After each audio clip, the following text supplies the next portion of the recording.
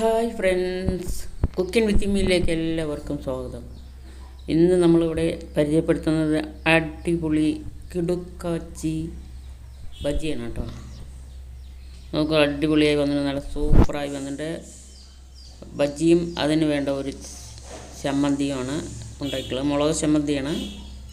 അതും കൂടി ഉണ്ടെങ്കിൽ നമുക്ക് അടിപൊളിയായിട്ട് നമുക്ക് കഴിക്കാൻ പറ്റുന്ന നല്ല മഴയത്ത് കഴിക്കാൻ പറ്റുന്ന അടിപൊളി ബജിയാണെന്ന് നമ്മൾ ഉണ്ടാക്കുന്നത്. നോക്കാം അതിൻ്റെ ചേരുവകൾ എന്തെല്ലാമെന്ന്.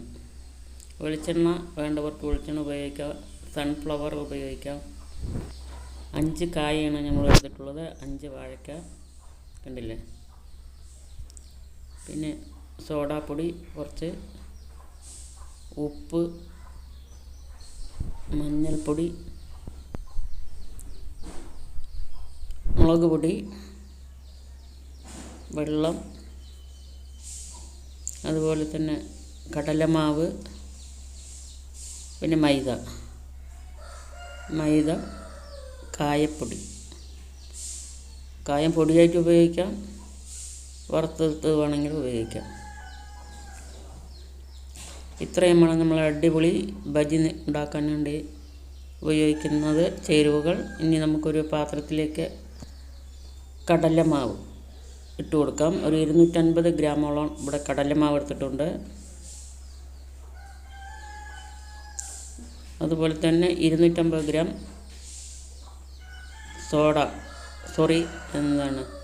മൈദ എടുത്തിട്ടുണ്ട്. നമുക്ക് കുറച്ച് അതിലേക്ക് അരിപ്പൊടി, ഒരു 3 സ്പൂണോളം അരിപ്പൊടി ഇട്ട് കൊടുക്കാം.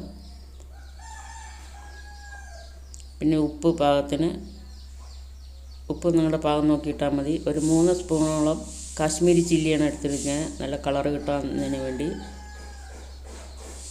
കായം ഒരു 1/2 ടീസ്പൂണോളം കായപ്പൊടി ഇട്ടിട്ടുണ്ട്.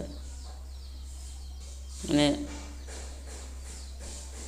സ്പൂണിലാണ് ഇട്ട് കൊടുക്കുന്നത് കേട്ടോ കായം.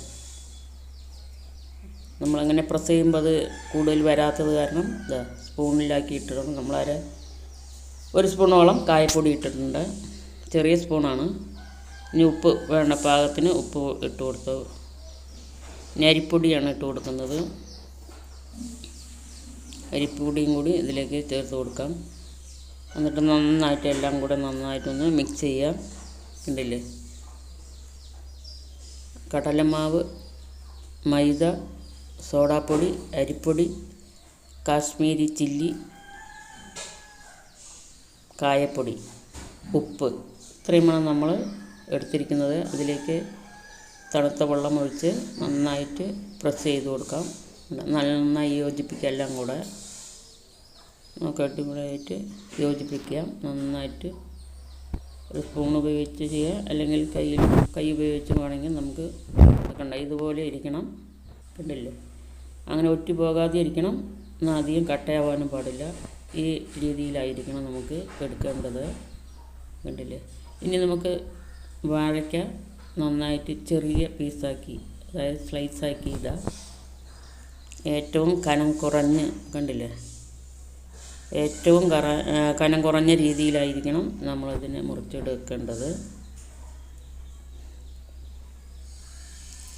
ഒരു വാഴയ്ക്കയിൽ തന്നെ നമുക്ക് ഒരു 8 or 9 പീസ് നമുക്കിതിൽ കിട്ടും. കണ്ടെന്ന് അധികം കനമില്ലാത്തത് സ്ലൈസായിട്ട് ഇരിക്കുന്നുണ്ട്.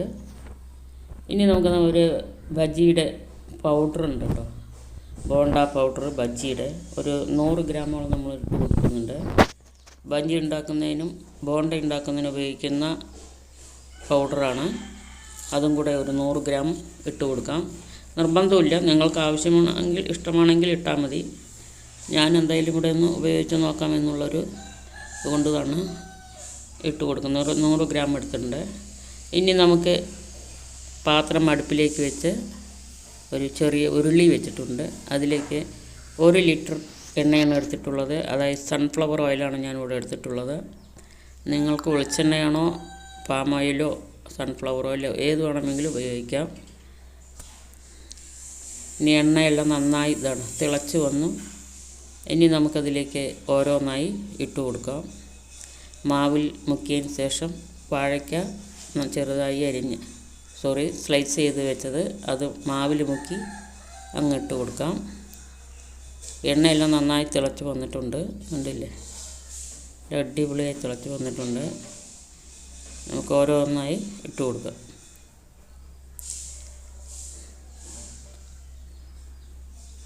എല്ലാം എന്താ ഒരുവിധം പാകമായി, കണ്ടില്ല. ഇനി ഒന്ന് മറിച്ചിട്ട് കൊടുക്കാം. എണ്ണ നന്നായി തീ നല്ല പോലെ കത്തിക്കണം കേട്ടോ. നല്ല ചൂട് വേണം. എണ്ണ എപ്പോഴും തിളച്ചുകൊണ്ടേയിരിക്കണം. ഇപ്പോൾ കണ്ടില്ല, നമ്മുടെ ബജി, വാഴയ്ക്ക ബജി അടിപൊളിയായി വന്നിട്ടുണ്ട്. നോക്കൂ, കണ്ടില്ലേ, സൂപ്പറായി വന്നിട്ടുണ്ട് വാഴയ്ക്ക ബജി. ഇനി നമുക്ക് ഒരു ട്രിപ്പും കൂടി എടുക്കാം. കണ്ടില്ല, നന്നായി വന്നിട്ടുണ്ട്. സൂപ്പറായി വന്നിട്ടുണ്ട്. മാവിൽ മുക്കുക, അങ്ങനെ എണ്ണയിലേക്ക് ഇട്ട് കൊടുക്കുക. എണ്ണ നന്നായി തിളയ്ക്കുന്നുണ്ട്. തീ നല്ല പോലെ കത്തണം. 2 പ്രാവശ്യം കൂടി നമുക്ക് അങ്ങനെ ഇട്ടെടുക്കാം. ഒന്ന് മറിച്ചിട്ട് കൊടുക്കാം. എല്ലാം ഒരുവിധം തന്നെ നന്നായി വന്നിട്ടുണ്ട്. നോക്കൂ, കാശ്മീരി ചില്ലിയുടെ ഒരു കളർ കണ്ടില്ലേ, നല്ല സൂപ്പറായിട്ടുണ്ട്. അടിപൊളിയായി വന്നിട്ടുണ്ട്. നോക്കൂ, തിരിച്ചും മറിച്ചും നമുക്കിടാം. കണ്ടില്ലേ.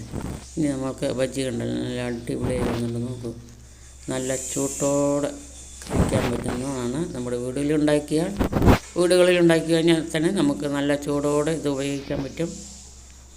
അടിപൊളിയായി വന്നിട്ടുണ്ട്. നിങ്ങൾ വീട്ടിൽ ഇതെല്ലാം ചെയ്ത് നോക്കണം കേട്ടോ. കണ്ടില്ലേ, നല്ല സൂപ്പറായി വന്നിട്ടുണ്ട് നമ്മുടെ വാഴയ്ക്ക ബജി. അതിന് ചേർന്നൊരു മുളക് ചമ്മന്തി കൂടി അരച്ചപ്പോൾ അടിപൊളിയായിട്ടുണ്ട്. നിങ്ങളെല്ലാവരും ഇത് വീട്ടിൽ ട്രൈ ചെയ്ത് നോക്കണം കേട്ടോ. നല്ല സൂപ്പറായി നമുക്ക് നമ്മുടെ കുഞ്ഞുങ്ങൾക്കെല്ലാം നല്ല അടിപൊളി സാധനം കഴിക്കാൻ കൊടുക്കാം. കണ്ടില്ലേ, നന്നായിട്ടുണ്ട്. നല്ല സൂപ്പറായി വന്നിട്ടുണ്ട്.